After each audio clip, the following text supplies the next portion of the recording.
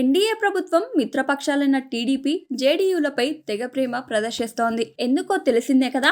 ఆ రెండు పార్టీల మద్దతుతోనే కేంద్రం బీజేపీ అధికారంలో ఉంది. ఇటీవల ఏపీపై వరాల జల్లు కురిపించి లక్షల కోట్లు కేటాయించిన కేంద్రం కొత్త బడ్జెట్లో బీహార్పై తన ప్రేమను ఒలకబోసింది. సోషల్ మీడియాలో తరచూ ట్రెండింగ్ టాపిక్ గా నిలిచే వాటిపై ట్రోల్స్, మీమ్స్ రావడం కొత్తేమీ కాదు.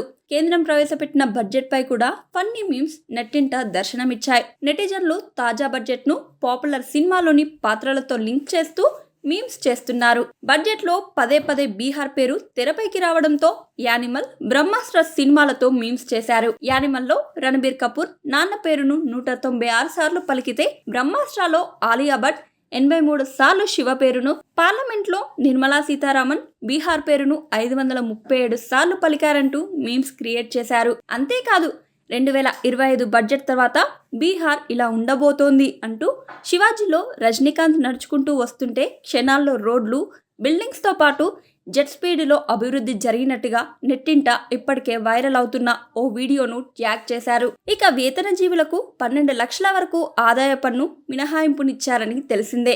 దీన్ని ఉద్దేశించి బడ్జెట్కు ముందు జీతం ఎంత తీసుకుంటారు మాట్లాడదాం అంటే, బడ్జెట్ తర్వాత 12 లక్షల కంటే తక్కువ జీతం కావాలి సార్ అంటూ క్రియేట్ చేసిన మీమ్ ఫన్నీగా నెటిజన్ల అటెన్షన్ను తన వైపుకు తిప్పుకుంటోంది.